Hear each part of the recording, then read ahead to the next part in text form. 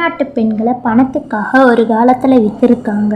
அது யாருக்காக விற்றாங்க அப்படின்றதையும், பெண்கள் உடன்கட்டை ஏறுதல் அப்படின்றத பிராமணர்கள் ஆதரிச்சிருக்காங்க. அது யாரோட லாபத்துக்காக ஆதரிச்சாங்க அப்படின்றதையும், ஆங்கிலேய அரசு அப்படின்னாலுமே நம்ம எதிரியாக தான் பார்த்துட்ருப்போம். அதே ஆங்கில அரசு இந்திய சமூகத்துக்கு ஒரு நல்லது பண்ணியிருக்குது. அது என்ன அப்படின்றதையும் நம்ம பார்க்கலாம். வணக்கம், நூல் அறிவுக்கு வாங்க.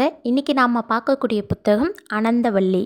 இதோட ஆசிரியர் லக்ஷ்மி பாலகிருஷ்ணன். இந்த நூல் ஒரு வரலாற்று தழுவியதாகவும் ஒரு குறிப்பிட்ட சமூகத்தோட வாழ்நிலைமையை விளக்கிறதா இருக்குது. இந்த நூல் எந்த காலகட்டத்தை தழுவியதாக இருக்குதுன்னு பார்த்தோம்னா 1674 1818 அந்த காலங்களில் மராட்டிய பேரரசு தஞ்சையை ஆண்ட காலகட்டமாக இருக்குது. இதில் இன்னும் குறிப்பாக சொல்ல போனால் 17ஆம் நூற்றாண்டில் நடந்த சம்பவங்களை வச்சு தான் இந்த நூல் எழுதியிருக்கிறாங்க. சபாபதி அப்படின்றவர் மதராஸ் மாகாணத்துக்கு எழுதின கடிதத்தை அடிப்படையாக வச்சு தான் இந்த நூல் எழுதப்பட்டிருக்கு. நிறைய வரலாற்று சார்ந்த புதிய தகவல்கள்லாம் இந்த புத்தகத்தில் ஆசிரியர் கொடுத்துருக்குறாங்க. அது சிறப்பானதாக இந்த நூலில் இருந்திருக்கு. இந்த நூலை பற்றின ஒரு சின்ன அறிமுகமாக தான் இங்கே நான் பேச வந்திருக்கிறேன். வாங்க நூலுக்குள்ளே போகலாம். இது எந்த காலகட்டம் அப்படின்னு பார்த்தோம்னா 17ஆம் நூற்றாண்டு சார்ந்தது. அப்போ இருக்கக்கூடிய சமூக நிலைமை எந்த மாதிரி இருந்திருக்கும் அப்படின்றத நீங்களே யூகிச்சு பாருங்கள். குறிப்பாக தமிழ்நாட்டில், அதுவும் இது தஞ்சை மாவட்டத்தை சார்ந்து தான் இது எழுதப்பட்டிருக்கு. மராட்டிய பேரரசு தான் தஞ்சையை ஆண்டிருக்காங்க. அப்போ இருந்த சமூக நிலைமை பெண்கள் ஒரு அடிமையான நிலைமையில தான் இருந்திருக்கிறதுன்னு இருக்கு. இந்த நாவலில் கதாநாயகனா சபாபதியை தான் ஆசிரியர் குறிப்பிட்டிருக்கிறாரு. குழந்தை திருமணம்ன்றது நடந்திருக்குது.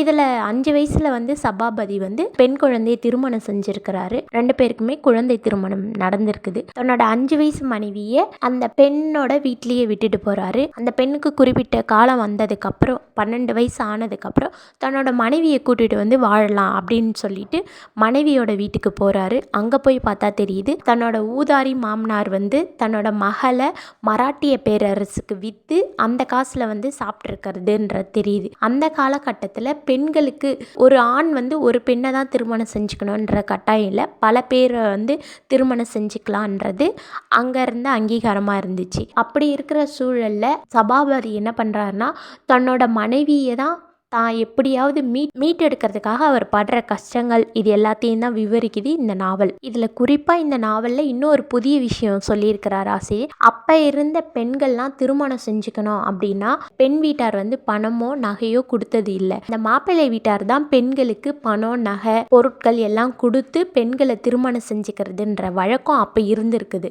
இப்போ மாதிரி வரதட்சணை அப்படின்றது இல்லை. இந்த வீடியோட ஆரம்பத்தில் சொல்லியிருக்கிறேன், பெண்களை வாங்கிறது விற்கிறதுன்றது நடந்திருக்கு. அது யாருக்காக அப்படின்னு பார்த்தோம்னா பேரரசுகள், அப்போ இருந்த சமூகத்தில் உயர் அந்தஸ்தில் இருந்த அதிகாரத்தில் இருந்தவங்க கிட்ட, பணம் பலம் அதிகமாக இருந்தவங்க கிட்ட பெண்களை அடிமையாக விற்கிறது வாங்கிறதுன்ற முறைகள்லாம் நடந்திருக்குது.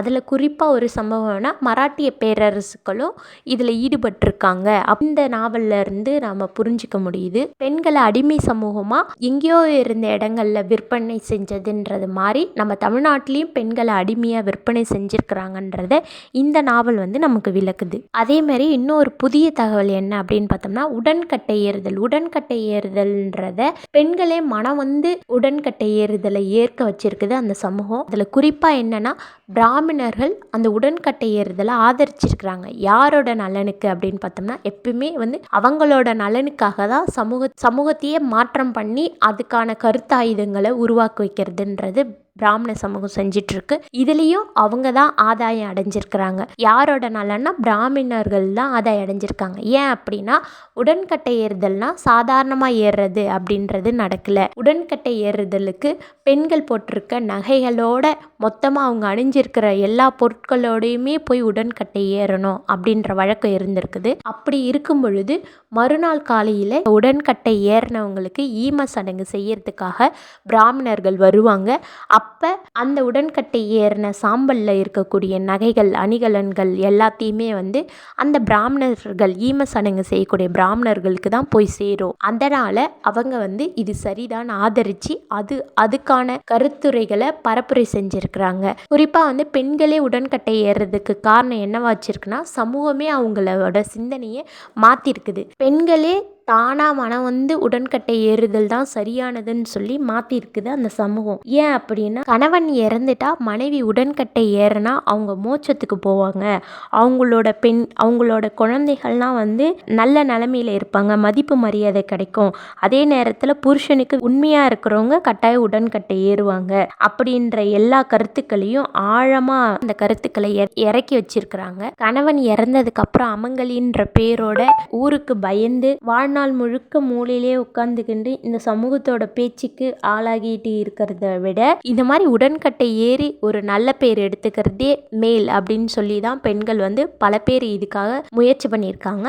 இந்த உடன்கட்டை ஏறுதல் ஆரம்ப கட்டத்தில்னா குறிப்பா அரச சமூகத்தை சார்ந்தவங்க, அதிகாரத்தில் இருக்கக்கூடியவங்க, பணபலம் உள்ளவங்க, இந்த மாதிரி வசதியான குடும்பத்தில் இருக்கிறவங்களுக்கு தான் வந்து உடன்கட்டை ஏறுதல் அந்த பெண்கள் தான் செஞ்சிருக்கிறாங்க. காலப்போக்கில் அது உழைக்கிற மக்களும் உடன்கட்டை ஏறுறதுன்றது காலப்போக்கில் மாறி இருக்குது. இந்த நாவலில் முக்கியமாக ஒரு கவனிக்க வேண்டிய விஷயம் என்ன இருக்குதுன்னா, பொதுவாக ஒரு அரசர்களோ மன்னர்கள் பற்றியோ ஒரு நாவல் விவரிக்குதுன்னா அவங்களோ அரசர்கள் மன்னர்களோட கஷ்டங்கள், போர், அவங்களோட நிலைமைகளில் இருந்து தான் அவங்களோட பார்வையில் இருந்தால் விவரிக்கப்படும். அவங்கள வந்து கதாநாயகன் கதாநாயகிகளாக பாவிச்சு தான் வந்து விளக்குறதுன்னு இருக்கும்.